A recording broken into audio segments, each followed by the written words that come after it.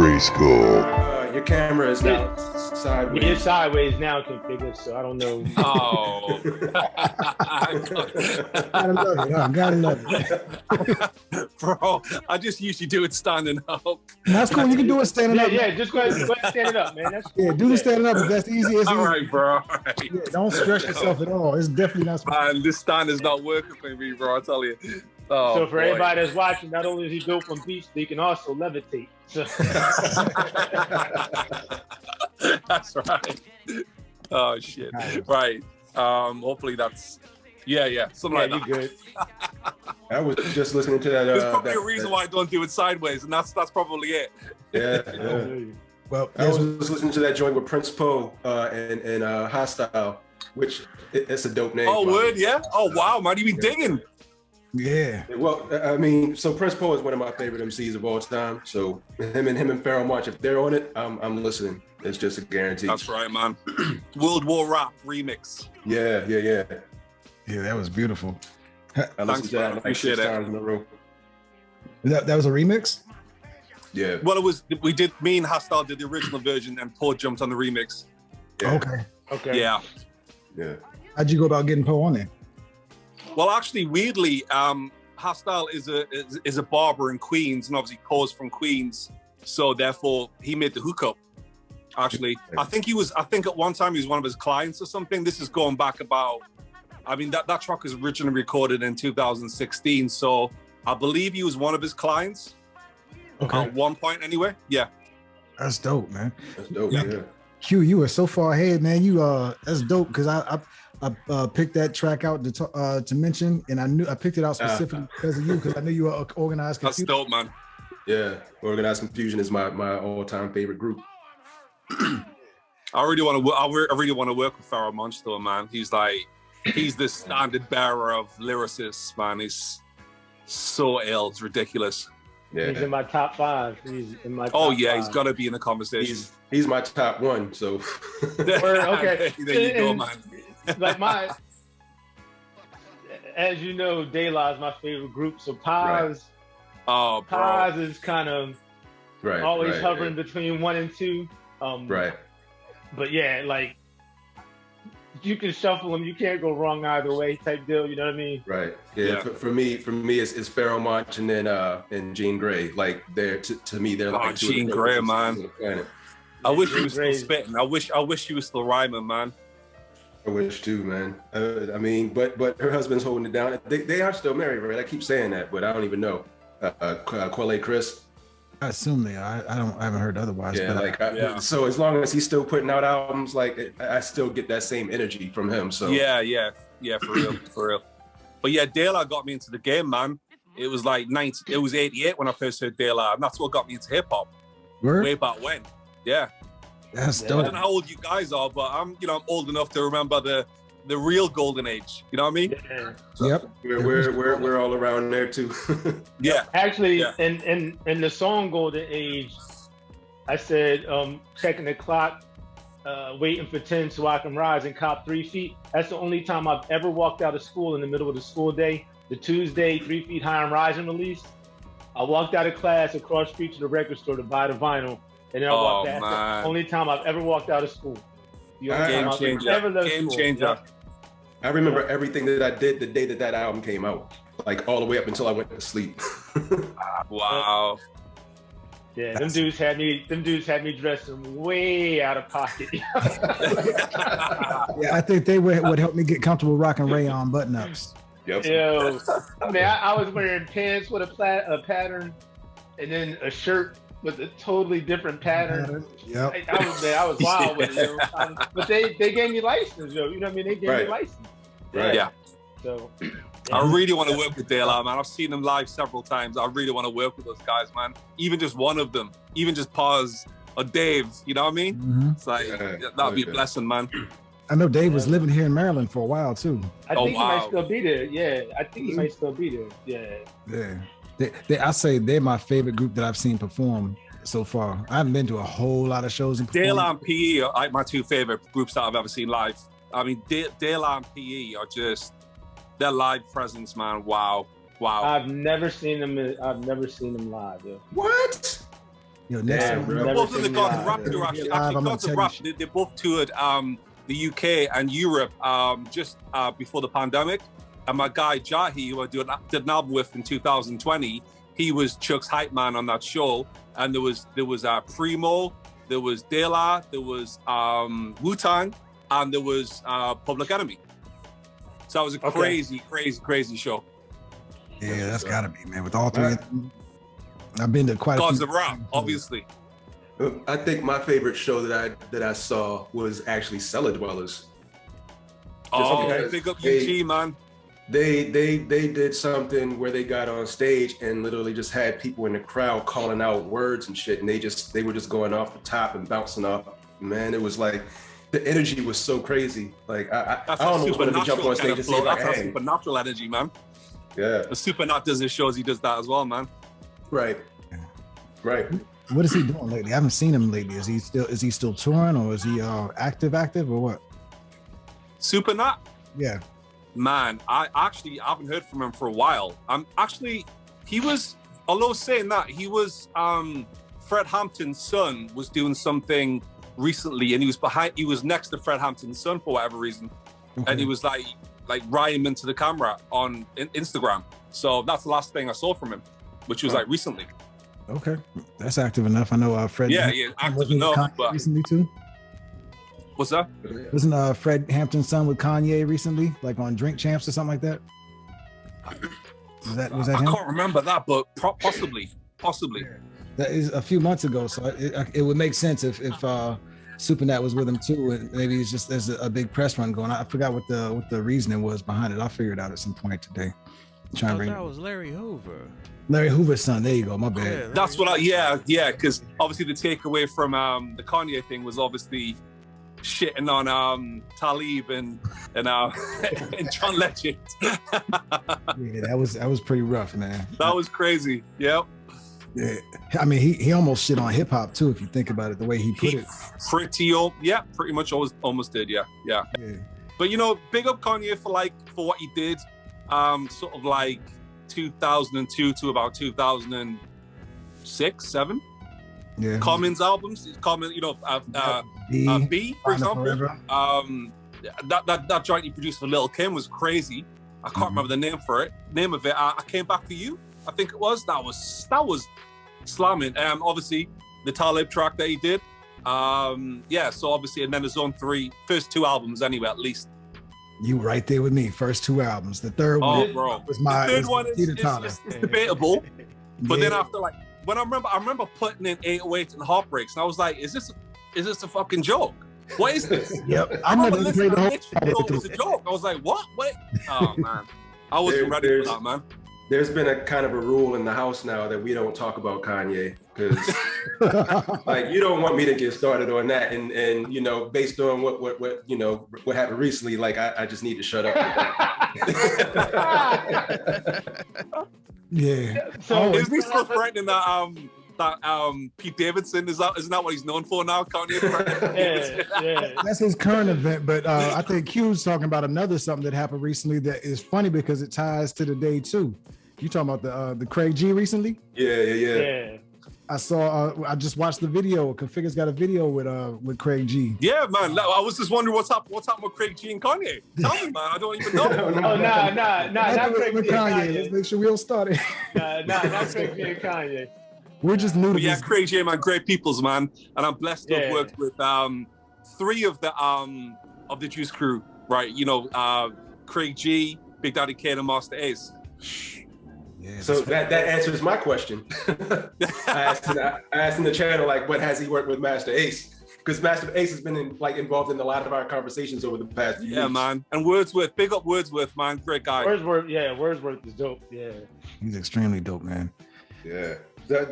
What happened to EMC? The Master Ace. I heard that they're going to come back. Oh, word. Yeah. That's what's up.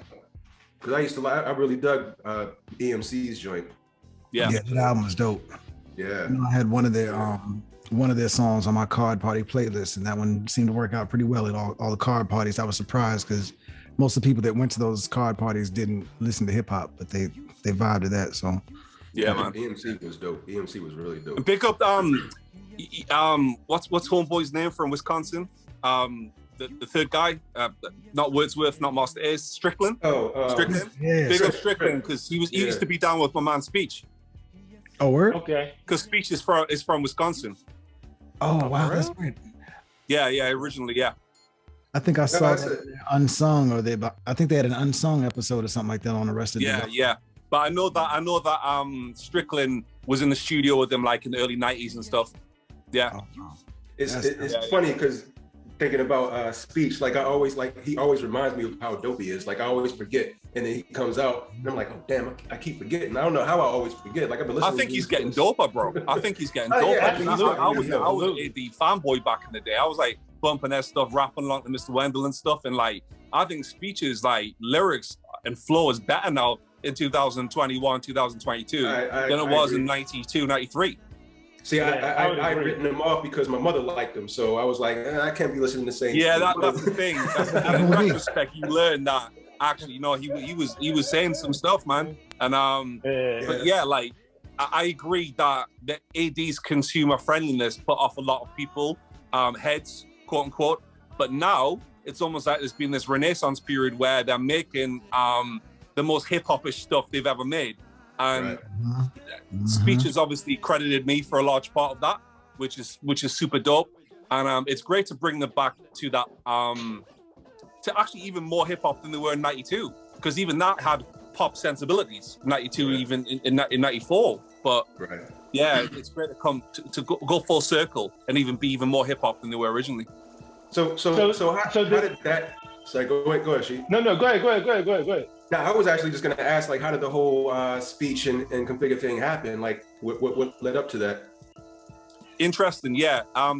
Basically, in 2016, I was signed to Chuck D's record label. At the time, it was called Slam Jams. It's now called Spit Slam. And I released an album through Chuck in 2017 called Configuration Volume 1, which was it featured Craig G, the track you just mentioned, various other people. Rex, there's a few other guys, Chuck D himself, Sean P. I mean, crazy. But yeah, from that, Jahi heard, I think it was the Rex track, and then he hit me up to work. And Jahi is part of Public Enemy's when they tour in lieu of Flav. And also, remember they had that offshoot called Enemy Radio? Yeah. That's basically, he was part, it was him, Chuck D, and DG Lord. It was effectively Public Enemy without Flav. Do you remember when they sacked Flav? Do you remember that shit? Yeah. So that was, it was basically, they can't sack Flav because I think he's one of the co-owners of Public Enemy, but that was good hype for the record, the Enemy Radio record. So anyway, Jahi, I worked with, and he was on the Fight the Power remix with, if you remember, Questlove did it, but they had like Nas and Rhapsody. Yeah, that was like 2 years ago or something, yeah. That's right. Yeah. And Jahi had an 8-bar verse in that, and that's the guy that I worked with, and we put out an album in 2020 called Forward Future. Yep. And through that, Speech is one of Jahi's dudes, and he heard me, and he approached me to work off the strength of that album, because he believes that's obviously Jahi's best work. Oh, that's what he said anyway, so. Dope. Yeah. That's dope. Okay, dope. And you released that album as an instrumental album too, right? I did, yeah. Put it out as the full album, and released the beats because people were like vibing off the beats. They wanted the instrumentals, so that's what I gave them. After hearing the Arrested Development joint, I'm like, yeah, this dude's got a lot to Thanks, offer. man. I went back and listened to the Arrested Development joint today. I was like, yo, that thing is. Thanks, super, bro, man. Yeah. Because I know you guys are heads, so that means a lot to me, man. That you guys are legit heads, and you know everything. You know your stuff, and it's like it means a lot more coming from people who really know that shit. Thank you. Appreciate that. Word. Thank you for giving it to us, man. I was gonna say I try not to go in too deep into some people's catalogs right now because I'm trying to get back to my creative bag. So I want to make sure I'm not pulling anybody else's styles along with me. Yeah. So that album's on my watch list or my listen list coming up now. I saw it and I watched one of the videos today though. That was really dope. The video was dope with Jahi. Oh, nice. Well, yeah, man. We had I think 3 singles: Mindfulness, Forward Future, the actual title track, and then Forward Ford Future, Mugase, Mindfulness, Rock On, I Remember, Yes, Yes, I remember. That's the one. Jeez, because the beat wasn't called that, and I was thinking what the beats were called, man. And like, obviously, yeah, I remember. That was it. That was the third single. Sorry, man. That's a lot's happened since. I'm writing that one down so I can check that one out specifically. I remember. Yeah, I don't. Y'all probably already talked about it, but where are you based? UK, bro. UK. Okay. Yeah, you're on pretty early, Q. We didn't really get into talking, and I guess we should introduce you to the fourth member on the call now, T-Bear. He's our frontline DJ of the crew. T-Bear Configa. T-Bear has been wondering actually Right, how you and him became Facebook friends. He's like, I can't. Yeah, I'm like, we've been Facebook friends for like 2 years. I'm like, I don't even know how. And he was like, where did this dude come from? And I was laughing at that shit. I swear to God, man. It's dope, man. I don't know, man. It's just like one of those things where suggested friends, and you sort of like someone who's connected to someone. You think, all right, cool. I had a few more heads. I've got a few more slots there, whatever. So yeah, nothing too deep. Yeah. You cool with Pandemonium? Yeah, bro. He's That's from the UK probably as well. what it is. Yeah, Pandemonium, man. Big up Panda. Dope producer, man. Yeah, we did a project with him last year. Because I know Panda from way back from Digital Vertigo. That's what it is. It's Panda. It's probably Panda. But yeah, it's sick producer, man. Great guy as well. Great guy. Yeah, he's a good dude. Yeah, Sheed was saying Pandemonium produced a project for Sheed's group last year. Yeah, we did a project with Panda last year. Yeah. That's dope, man. Yeah, guy's got a lot of talent, and he's got a lot of. What I like about Panda the most is his work ethic, man.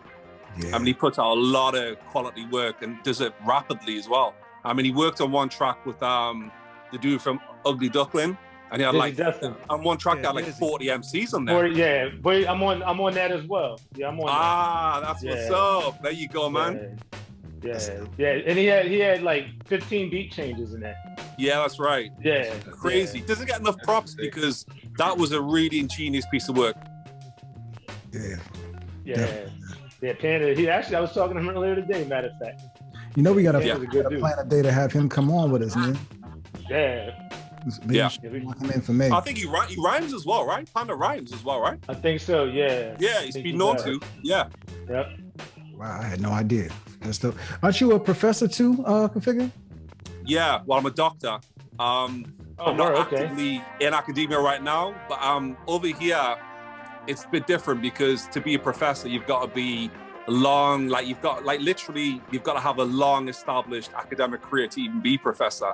Like. My PhD supervisor was given a professor status after about 30 years in academia, but I believe in the States, when you even have just a master's degree, like you can literally teach and become a professor. Is that right? Like you don't even need a doctorate to be a professor over there, I don't believe. So yeah, it's a bit different, but yeah, I'm a doctor. Mm-hmm. Wow. In the States, you probably only need to know how to hold a scalpel or something crazy.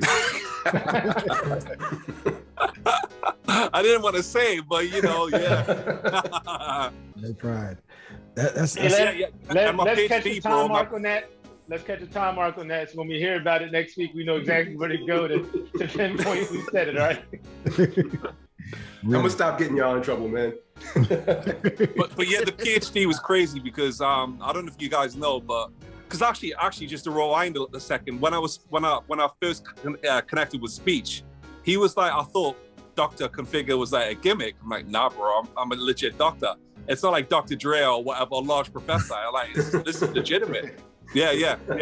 And the thing is, my PhD was on hip hop. Wow, really? Wow. Yeah. Okay. Yeah. That's dope. It was on actually to nail it down a bit more. It was on the white appropriations of black music and hip hop culture. Oh wow, really? Wow. Mm-hmm. So I did a UK-US sort of like to see how the trajectory. Obviously, I did an antecedents thing. Obviously, going from African griots to the slave songs to blues music to obviously when it went to R&B to then when I went to Jamaica with Cool Herc, and then the sound system culture came back over to the Bronx, that kind of thing. But also I did a comparative study between UK and US, and it became very obvious very early on that there was a massive different approach with how race was viewed in the UK to how it was viewed in the US. And actually, as recently as the 1960s, and my daddy remembers this, in America, it was called race music. Like, there was no such distinction here, it was just music. So what I found really interesting was like a lot of the blues guys from the 50s and 60s came to the UK to get away from the insidious racism over in the States. Like John Lee Hooker, for example, would be over here often. Leadbelly would be over here often. And that's what spawned this new generation of rock guys, because if people don't already know, Fleetwood Mac were a blues band. The guys that originally come from my city, the Animals from Newcastle, where I'm from, they did House of the Rising Sun, and that was an old blues staple. Eric Burden, the lead singer from that, was down with John Lee Hooker, and he also the bassist from that band was Jimi Hendrix's manager, and he brought Jimi Hendrix over to the UK. Wow, really? So it's all interconnected. But yeah, Jimi Hendrix, for example, got no love in the States, bro. He was just basically backing guitarist for Isley Brothers. Yeah. And Richard, until he came to the UK.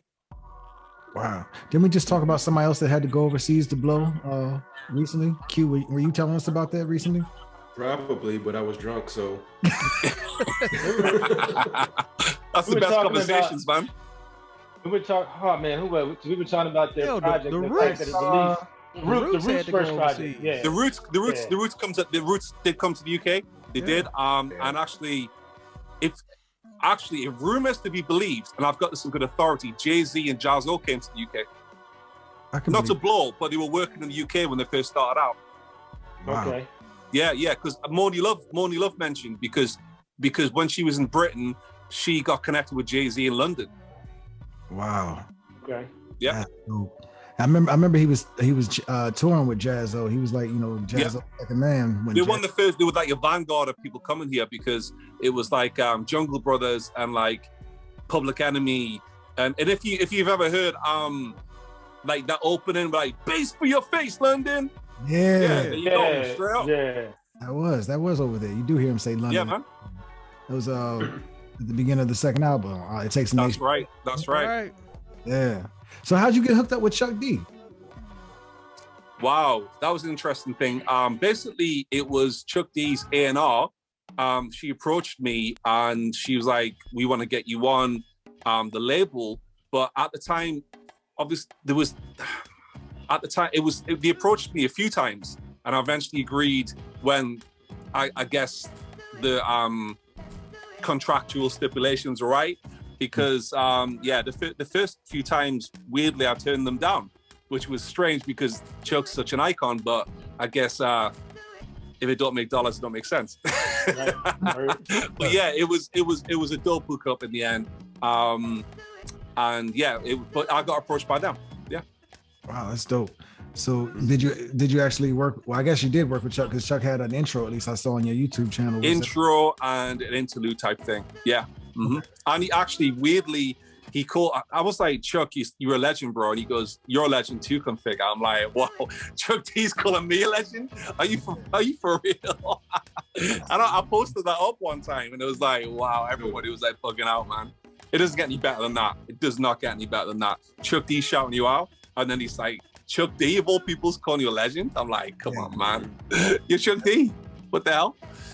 That's got to raise your stock value in your head. I had that on a shirt, and I'd been right. Chuck D called me a legend. Chuck called me a legend. Right. I had it on everything. I literally need that, because actually, what I might do is, because it was a DM thing, and I asked Chuck if I actually could post that. Like, can I like please use that?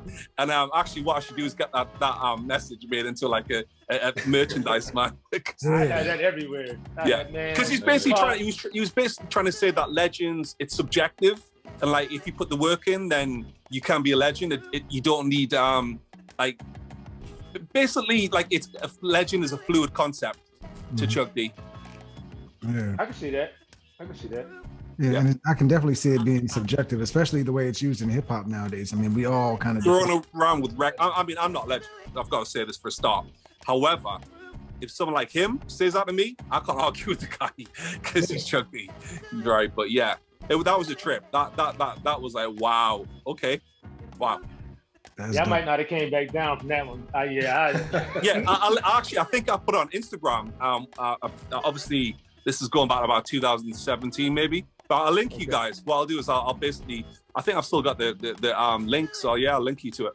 Appreciate that. Yeah, definitely. Go to the club and they don't let you in. You like, do you know who I am? You call me a legend, bro. Open the chest, show on the shirt. It's crazy, man. It was crazy, bro. I might use it. I'm like, yeah, you know how to talking to? Poking the legends. But yeah, it's like, yeah, man. Chuck D is literally with KRS is like, you know, and that's the voice of hip hop right there, man.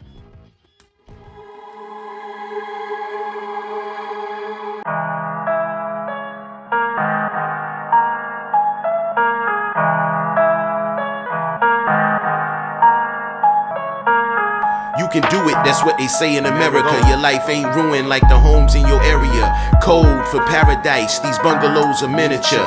Social security number and signature. Changing the symbol for integer. Claiming like Columbus, Christopher, Zen Franklin. Make company with pictures. January 6th, I didn't see no triggers being pulled. You thought I was gonna say niggas. Proud boys that damage their livers. Robbing the hood, minus the quivers.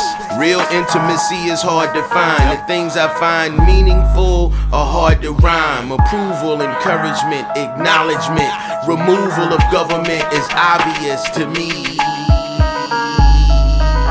You can do it, that's what they say in America. Your life ain't ruined like the homes in your area. They pushing demon time, yeah, we clocking them out. They push polarity, we speak, we got in the sound. Choose unity over scrutiny, change conditions by reclaiming the system. We part in mutiny, loud so the sounds would echo. We find the sounds of life inside the concrete metals. Focus on the better things and vibrate with fresh petals. Plantain leaf on the lashes from the nettle. Help information settle, misinformation got the nation pacing with hot metal. Tampered imagination, they tell us what to dream till we smile in the kennel. Cough up a lung where I'm from like Jay-Z with bellow. So I drink Damiana leaf and mix it with fennel.